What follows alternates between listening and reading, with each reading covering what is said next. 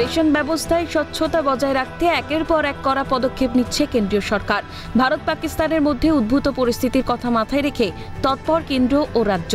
একদিকে দরিদ্র সীমার নিচে বসবাসকারী মানুষেরা যাতে ন্যায্য পাওনা থেকে বঞ্চিত না হয় তা নিশ্চিত করতে সকল রাজ্যকে নির্দেশ দিয়েছে কেন্দ্র। অন্যদিকে রাজ্যের সীমান্তবর্তী অঞ্চলগুলিকে আগামী 3 মাসের জন্য খাদ্যশস্য মজুতের নির্দেশ দেওয়া হয়েছে রাজ্য সরকারের তরফে। যুদ্ধকালীন পরিস্থিতিতে কোন গোডাউনে কত শস্য মজুত করা যেতে পারে সে সম্পর্কেও রেশন ডিলারদের কাছে রিপোর্ট চেয়েছে রাজ্য।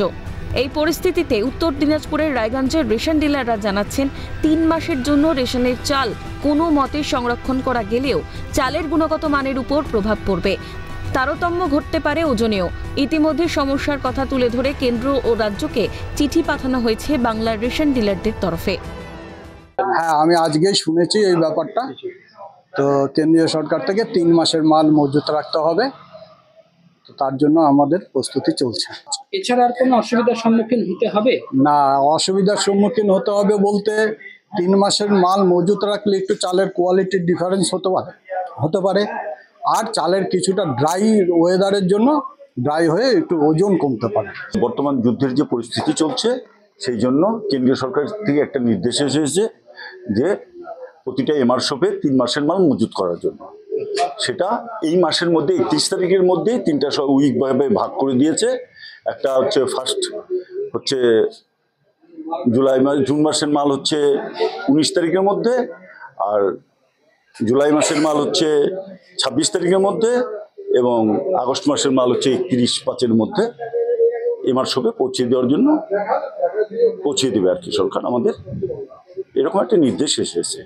একটাই একটু অসুবিধা হতে পারে, যেটা হচ্ছে 3 মাস যদি মালটা থাকে তাহলে যদি একটু কোয়ালিটি বা আদার্স কিছু সমস্যা হলে হতে পারে, তাছাড়া কোনো সমস্যা নেই। এই বিষয়ে আপনারা কি কোথাও জানিয়েছেন? হ্যাঁ, এটা আমরা রাজ্যকেও জানিয়েছি, আর এখানে আমরা ডিজি সাহেবকে জানিয়েছি।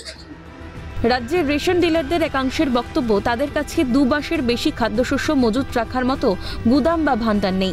সেক্ষেত্রে রাজ্য সরকারেরই দ্বারস্থ হয়েছেন রেশন ডিলাররা।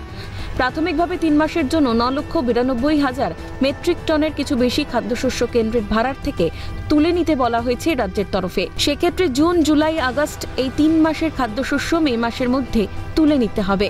এক্ষেত্রে তেমন কোনো সমস্যা হবে না বলে জানিয়েছেন রায়গঞ্জের রেশন ডিলাররা। তবে রাজ্য সরকারের কাছে কয়েক মাসের বিল বকেয়া থাকায় রেশন ডিলারদের কপালে চিন্তার ভাঁজ।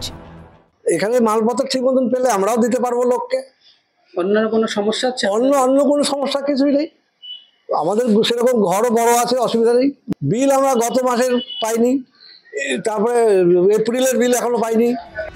উত্তর দিনাজপুরের রেশন ডিলারের সংখ্যা 608 জন। তাদের প্রত্যেকের কাছেই পৌঁছেছে ওই নির্দেশিকা। তারা জানিয়েছেন পাকিস্তানকে যোগ্য জবাব দিতে কেন্দ্র ও রাজ্যের তরফে জারি করা নির্দেশিকা মানতে প্রস্তুত। তবে সমস্যার সমাধানে কেন্দ্র ও রাজ্যের পদক্ষেপের দিকে তাকিয়ে জেলার রেশন ডিলাররা। উত্তর দিনাজপুর থেকে নন্দদুলাল সরকারের রিপোর্ট, ক্যালকাটা নিউজ।